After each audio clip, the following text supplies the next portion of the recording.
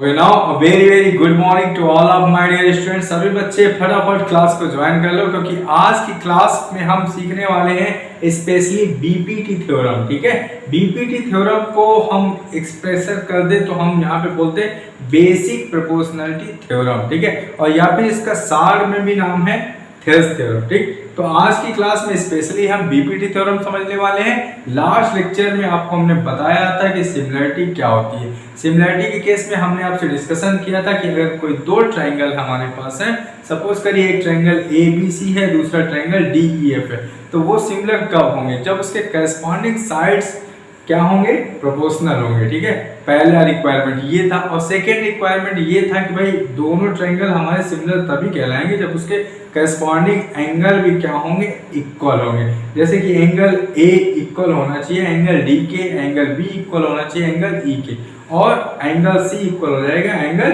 F के। ठीक है, तो दोनों हमारे पास ट्रायंगल क्या हो जाएंगे? सिमिलर हो जाएंगे। तो ये जो स्टेटमेंट है इसमें थेल्स ने ये कहा, थेल्स जो कि ग्रीक मैथमेटिशियन थे, उन्होंने ही थ्योरम को डेवलप किया था। और उन्होंने ये बताया था भाई कि अगर हमारे पास दो ट्रायंगल हैं और दो ट्रायंगल में दो एंगल कम से कम इक्वल है तो उन दोनों ट्रायंगल्स को हम क्या बोल सकते हैं? इक्विएंगुलर ट्रायंगल। और इसके बाद उन्होंने ये आइडिया भी हमें दिया कि भाई अगर दोनों के दो एंगल इक्वल हो गए, ठीक है, दोनों ट्रायंगल के अगर दो एंगल इक्वल हो गए तो उसकी जो करस्पॉन्डिंग साइड्स है उनका रेशियो क्या होगा? इक्वल होगा। मतलब करस्पॉन्डिंग जो साइड्स हैं वो इक्वल होंगी। ठीक है, तो ये हमें आइडिया दिया था किसने? थेल्स ने। तो अब इसी चीज को हम एक एक्टिविटी के थ्रू समझते हैं कि बेसिक प्रोपोर्शनलिटी थ्योरम हमें क्या आइडिया देती है, क्या समझाने का प्रयास करती है। इसको हम दो अप्रोच से करेंगे। एक हम लेंगे पहले ज्योमेट्रिक अप्रोच, इसके बाद फिर एल्जेब्रिक अप्रोच से चीज़ों को समझेंगे। तो चलिए सबसे पहले हम देखते हैं ज्योमेट्रिक अप्रोच हमारा क्या है। तो उसके लिए हम एक एक्टिविटी करते हैं यहाँ पे। ठीक है, उसको आप ध्यान से समझिएगा। सपोज करिए कि हमने एक यहाँ पे इस तरह से लाइन ड्रा कर दी। ठीक है, लाइन यहाँ पे हमने इस तरह से ड्रा कर दी है। ये एक हमारे पास एक स्ट्रेट लाइन है। ठीक है, जस्ट लाइक दिस। ये एक स्ट्रेट लाइन हमने ड्रा कर ली है। अब इसको हमने बोल दिया भाई ये A पॉइंट है हमारे पास और ये हमारे पास दूसरा B पॉइंट है। अब आपको करना क्या है कि यहाँ पे आपको एक एक्यूट एंगल ड्रा कर लेना है। तो A पॉइंट से हमने एक एक्यूट एंगल ड्रा कर दिया। एक एक्यूट एंगल जब हम भाई ड्रा करेंगे तो कुछ इस तरह से एक्यूट एंगल ड्रा होता हुआ हमें दिख जाएगा। कुछ इस तरह से शेप लेकर के आएगा।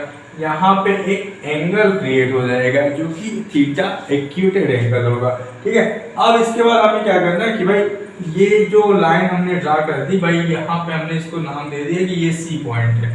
ठीक, अब आप एक काम करो, ये AC लाइन पे 5 पार्ट ले लो, 5 इक्वल पार्ट्स के आर्क आपको लगा देना with the help of compass. आपके पास कंपास होगा घर पे तो उसकी हेल्प से आपको 5 इक्वल आर्क यहाँ पे लेने हैं और 5 पॉइंट्स यहाँ पे इंडिकेट कर देने हैं। तो अभी तो हमारे पास देखो कंपास है नहीं, तो हम कंपास नहीं है इसलिए हम अपने इसी स्केल की हेल्प से 5 इक्वल पॉइंट्स यहाँ पे लेते हैं। तो जैसे देखो हम यहाँ पे 5 इक्वल आर्क के पॉइंट ले रहे हैं कि जैसे कि हमने 2 सेंटीमीटर ले लिया, ये 1 हो गया, ये सेकेंड पॉइंट हो गया, ये हमारे पास थर्ड पॉइंट है, ये फोर्थ पॉइंट है और बेटा ये फिफ्थ पॉइंट है। ये 5 पॉइंट हमने ले लिए, 1 2 3 4 5। अब यहाँ पे इसको हमने कुछ नाम दे दिया भाई कि ये A1 है और ये A2 है, ये A3 है, ये A4 और ये क्या है? A5। इस तरह से हमने यहाँ कर लिया। अब एक काम करते हैं, हम A5 को B से ज्वाइन किए देते हैं। तब होगा क्या? इस तरह से लाइन क्रिएट हो जाएगी। यहाँ पे देखो ये एक स्ट्रेट लाइन डेवलप होगी।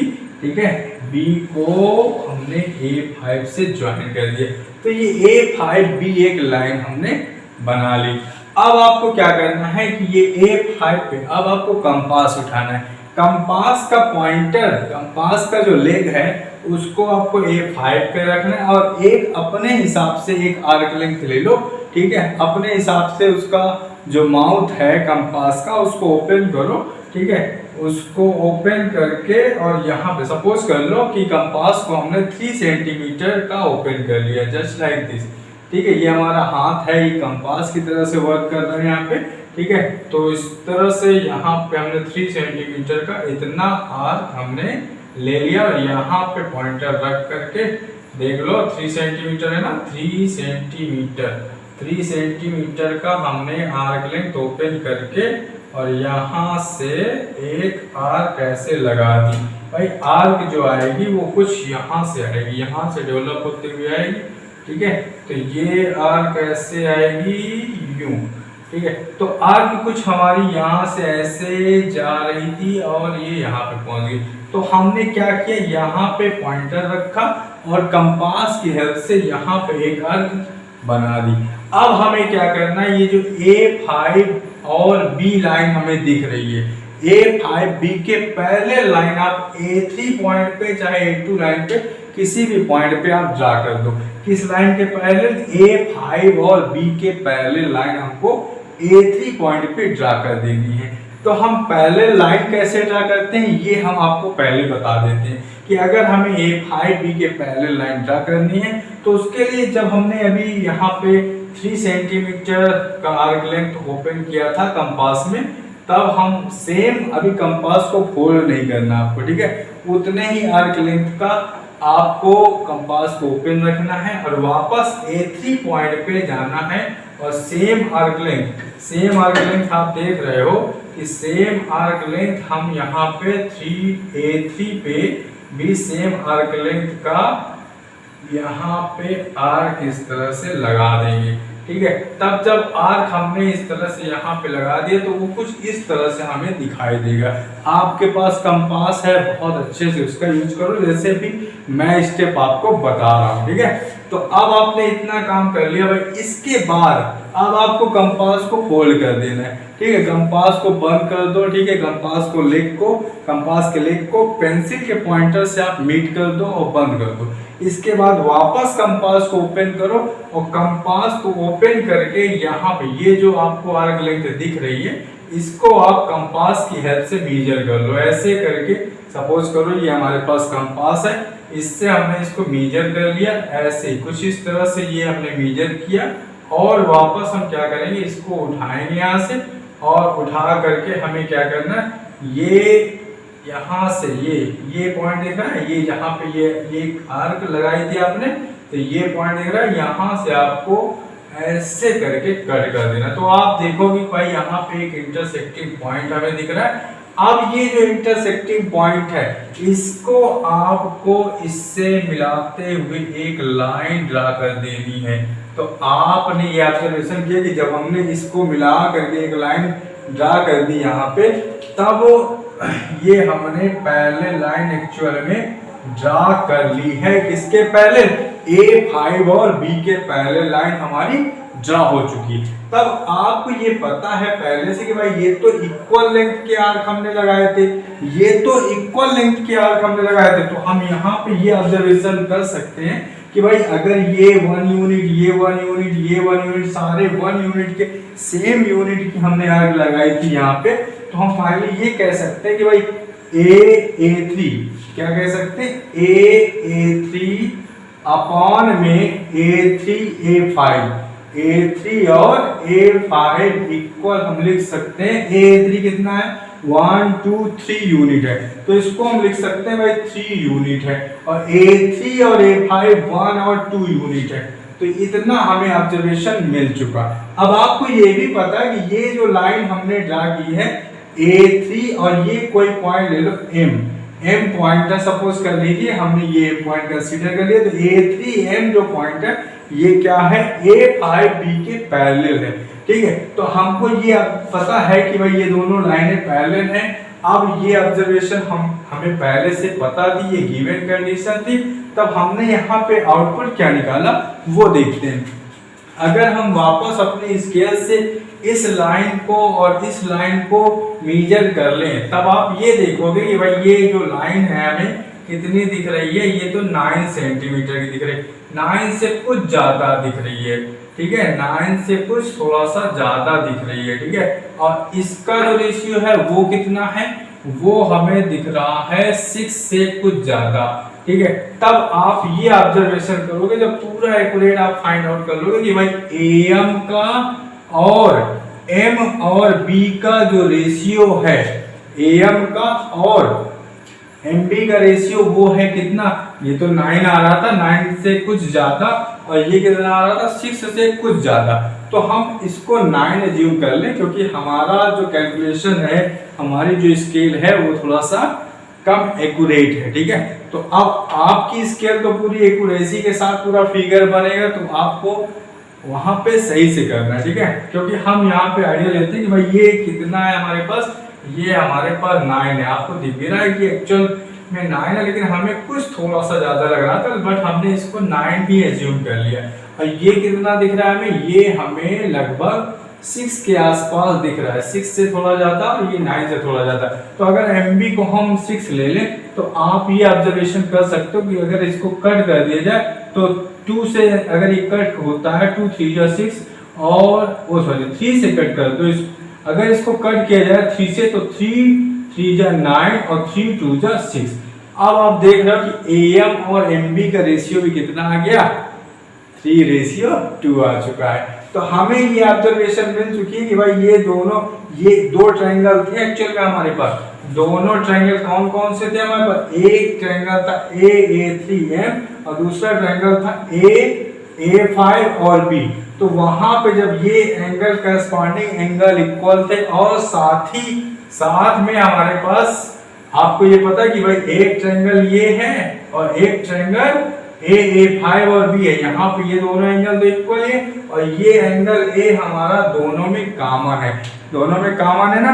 जब दो एंगल दोनों ट्रायंगल में, मतलब ट्रायंगल कौन सा ट्रायंगल पहले हम लेते हैं, ट्रायंगल A3 और B एंड दूसरा ट्रायंगल क्या है A5 और कौन सा B। तो ये दोनों ट्रायंगल में अगर ऑब्जर्वेशन की जाए, इस ट्रायंगल में AA3M में और AA5B में, तो हमें ये पता चला कि दोनों में एंगल A जो है वो तो क्या है, कॉमन है भाई, कॉमन है। और दूसरा ऑब्जर्वेशन क्या है कि A इस ट्रायंगल में अगर हम देखते हैं AA3B में, AA3B नहीं है, ये AA3M है। ठीक है, AA3M में हम देखते हैं तो हमें ये पता चला कि AA3M ये जो एंगल हमें दिख रहा है, ये एंगल AA3 और M किसके इक्वल दिख रहा है, AA5 और B के, एंगल AA5 और B के, ये दोनों एंगल क्या हो गए, इक्वल हो गए, AA3M और एंगल AA5 और B। तो दो एंगल इक्वल हो, तीसरा तो अपने आप इक्वल हो जाएगा। तो हमें ये पता चला कि दोनों ट्रायंगल आपस में सिमिलर हैं, तब हम ये कह पा रहे हैं कि भाई अगर दो एंगल कम से कम इक्वल है तो दोनों ट्रायंगल इक्विएंगुलर ट्रायंगल है। और जब इक्विएंगुलर ट्रायंगल है तो आपने ये ऑब्जर्वेशन भी कर ली इस एक्टिविटी को करके कि भाई तब होगा क्या, जैसे इस तरह से AA3 और A3A5 हमारे 3:2 के रेशियो में डिवाइडेड थे, उसी तरह से AM और MB का रेशियो भी कितना आएगा, सेम आएगा। ठीक है, तो यहाँ पे अगर दो एंगल कम से कम इक्वल है तब हम ये कह सकते हैं कि उसके जो करस्पॉन्डिंग साइड्स हैं, मतलब AA3 इक्वल किसके हो जाएगा, AA3 अपॉन में A3A5 equal to AM upon में MB। ये कंक्लूजन हमें मिल जाएगा कि भाई ये इस तरह से हम लिख सकते हैं। और साथ ही साथ एक चीज और ऑब्जर्व कर लो यहाँ पे कि भाई हमने एक चीज और ऑब्जर्व की थी कि इन दोनों ट्रायंगल में सिमिलरिटी ये थी कि भाई A3M जो लाइन थी वो किसके पैरेलल दिख रही थी, A5B के हमने पैरेलल ड्रा की थी। तो अब हम उल्टा ये भी कह सकते हैं कि अगर ये ऐसा है then A3M parallel to A5B also, या फिर अगर ये ऐसा है, अगर ये दो लाइनें आपस में पैरेलल हैं तब हम ये भी कह सकते हैं कि AA3 upon A5 equal AM upon में MB। ओके, आई होप ये हमारे पास जो ज्योमेट्रिकल इंटरप्रिटेशन था बीपीटी थ्योरम का वो अभी फिलहाल इतना क्लियर होगा। इसके बाद देखते हैं एल्जेब्रिक इंटरप्रिटेशन क्या है। ठीक है, आपको जो मेथड समझ में आए उस मेथड से आप क्वेश्चन को अंजाम दीजिएगा, क्वेश्चन को सॉल्व करिएगा। ठीक है, अपने एग्जाम के पॉइंट ऑफ व्यू से। ओके, तो चलिए अब देखते हैं algebraic interpretation of BPT theorem और थेल्स थ्योरम। ओके, तो अब देखिए यहाँ पे हमें एल्जेब्रिकली समझना है कि हम थ्योरम को बीपीटी थ्योरम को प्रूव कैसे करेंगे। ठीक है, तो ये देखिए हमारे पास स्टेटमेंट लिखा हुआ है बीपीटी थ्योरम का। इसमें ये लिखा हुआ है किसी भी थर्ड साइड के पैरेलल अगर आप एक लाइन ड्रा करते हो, ठीक है, तब होता क्या है कि अगर थर्ड साइड के पैरेलल हमने एक लाइन ड्रा कर दी तो वो कोई दो जो साइड हमारी लेफ्ट होती है, रिमेनिंग टू साइड्स को किसी ना किसी पर्टिकुलर पॉइंट पे वो इंटरसेक्ट करेगा। ठीक है, तब वो जो पॉइंट इंटरसेक्टिंग पॉइंट है उसका जो रेशियो है, ठीक है, वो हमेशा क्या होगा, प्रोपोर्शनल होगा। ये हमें प्रूव करना है। तो चलिए चीजों को समझते हैं। हम यहाँ पे सपोज करिए एक ट्रायंगल ड्रा कर लेते हैं इस तरह से। ये हमारे पास सपोज करिए कि एक ट्रायंगल है और यहाँ पे ए है, ये बी है और ये सी है। अब हमने क्या किया, ये हमारे पास ये थर्ड साइड है, थर्ड साइड के पैरेलल लाइन हमने यहाँ पे कुछ इस तरह से ड्रा कर ली। तो सपोज कर लो भाई ये टी पॉइंट है और ये पॉइंट है ई।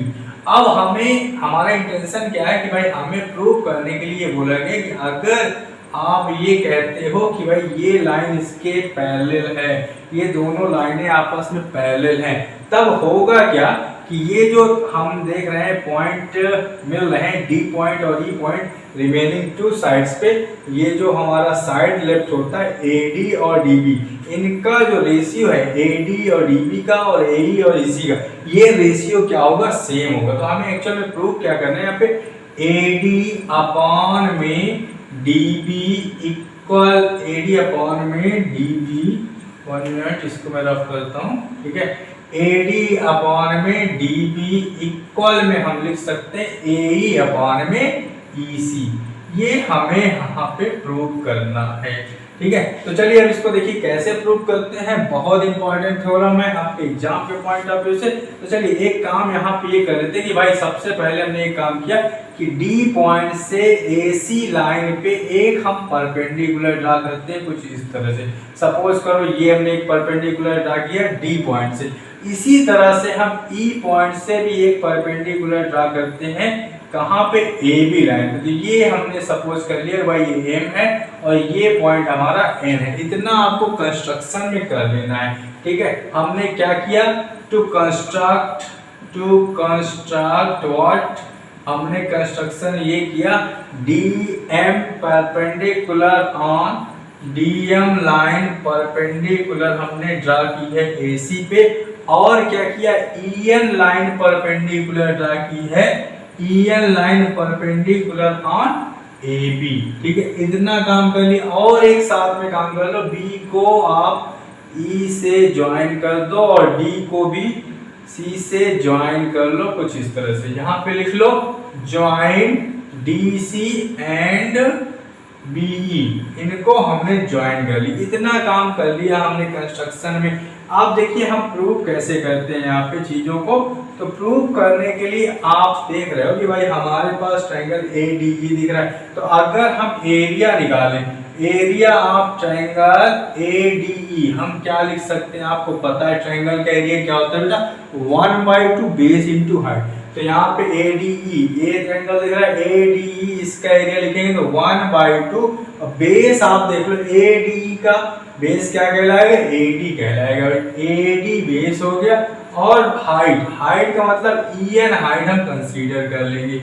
EN हाइट हो गई, ये हमारे पास बन गया इक्वेशन फर्स्ट। ठीक है, अब हम इसी साइड से अप्रोच कर रहे हैं, इस साइड से अप्रोच कर रहे हैं, तब हम यहाँ पे ADE ट्रायंगल का एरिया निकालने के बाद अब हम क्या करेंगे, BDE इसका भी एरिया निकालेंगे। ट्रायंगल BD और E का एरिया जब निकालेंगे तो आप उसको भी देख लो, ये BDE है, BD और E। तो इसको मैं अगर अलग से फिगर बनाऊं तो कुछ इस तरह से दिख रहा है। ये देखिए कुछ ऐसे फिगर जा रहा है। ये हमारा पॉइंट B है, ये D है और ये पॉइंट E है।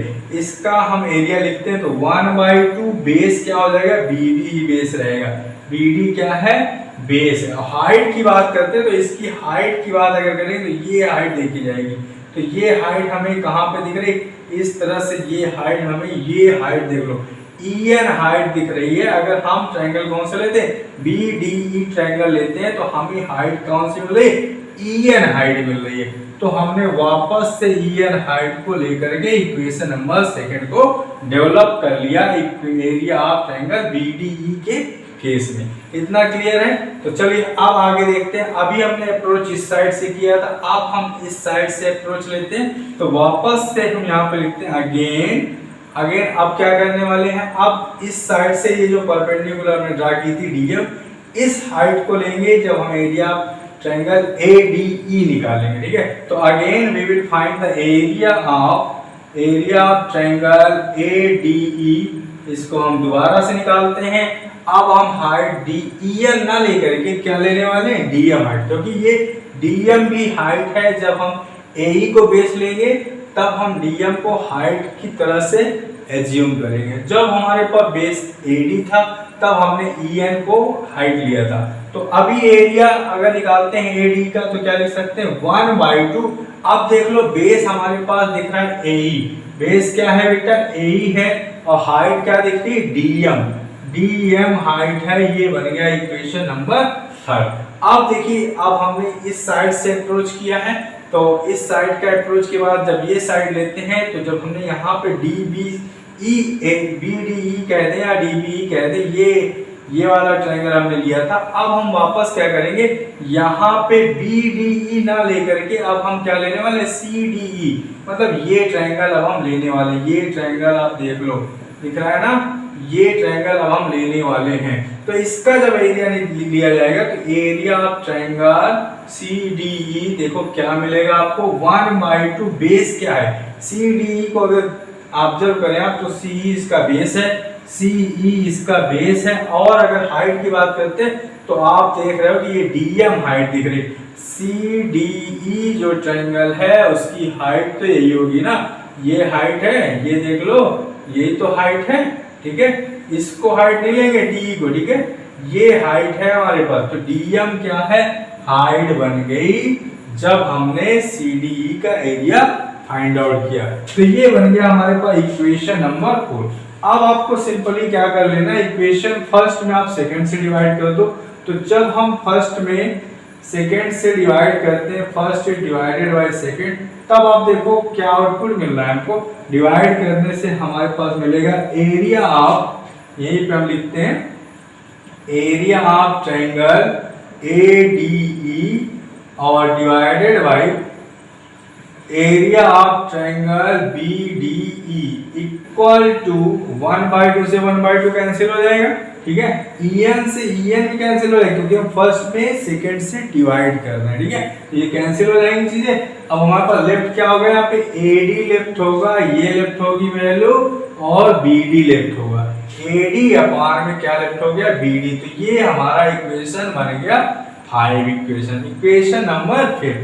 अब देख लो, अगर इसी तरह से हम इक्वेशन थर्ड में 4 का डिवाइड कर दें तो equation third is divided by 4, then क्या मिलेगा, आप लिख सकते हो एरिया ऑफ ट्रायंगल ADE और अपॉन में area of triangle CDE, CD और E।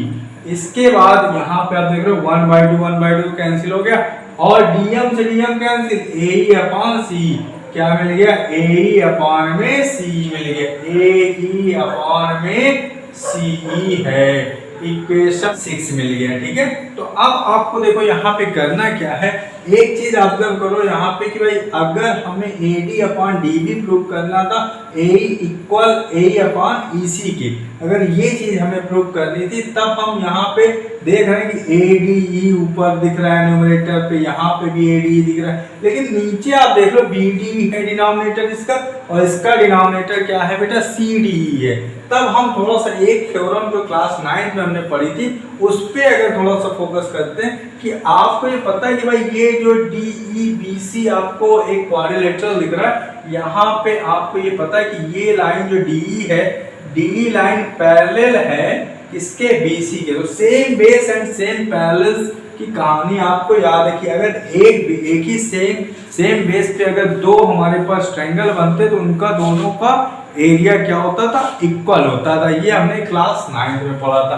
तो हम यहाँ से ऑब्जर्वेशन ये कर सकते हैं कि भाई जो एरिया BDE का होगा वही एरिया किसका होगा, DCE का एरिया होगा। तो हम ये कह सकते हैं CDE कह दो चाहे DEC कह दो, बात एक ही। तो हमने थ्योरम में ये पढ़ा था क्लास 9 में कि same base and same parallels area will same, area of triangle will same, ये हमने पढ़ा था। तो हम यहाँ से ऑब्जर्वेशन क्या कर सकते हैं, ऑब्जर्वेशन ये हो सकती है कि भाई एरिया ट्रायंगल BDE का जो एरिया है, एरिया ऑफ ट्रायंगल BDE किसके इक्वल हो जाएगा, एरिया ऑफ ट्रायंगल CDE के इक्वल हो जाएगा। आप देख लो फिगर से, CDE और BDE एक ही बेस पे, चाहे आप इधर से देख सकते हो, इस बेस पे DE बेस पे हमारे दो ट्रायंगल बन रहे हैं, DEC चाहे कह दो CDE, कुछ भी कह सकते हो, ठीक है। तो वहां पे एक ट्रायंगल ये बन रहा है और एक दूसरा ट्रायंगल ये बन रहा है, तो दोनों का एरिया क्या होना चाहिए, सेम। तो हमने वो ऑब्जर्वेशन यहाँ से लिख दी।